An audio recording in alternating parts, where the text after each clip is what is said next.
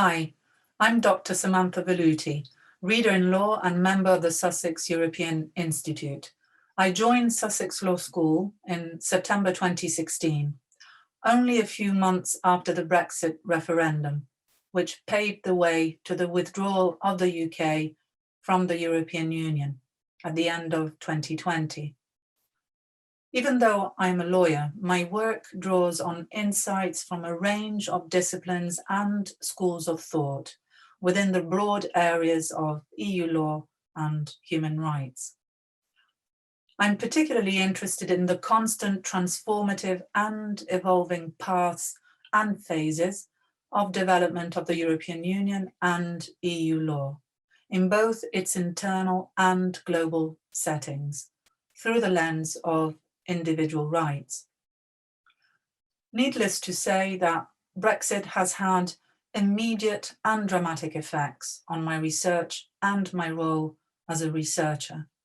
So far, I have explored its most visible effects in relation to human rights protection in the UK, including employment rights.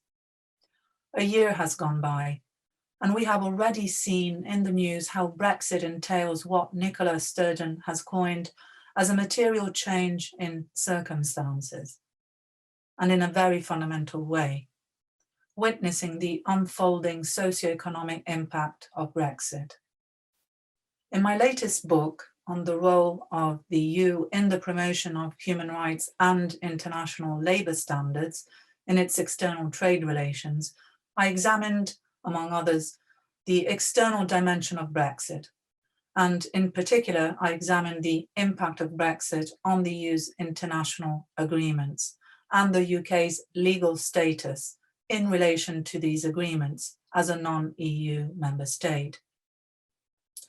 Specifically, I looked at the possible scenarios with regard to the UK's status in relation to the EU's international agreements post-Brexit. Key findings were that following the UK's exit from the Union, so-called mixed agreements, where the competence to conclude international agreements is shared between the EU and the member states, the agreements only bind the UK as a matter of EU law. This means two things.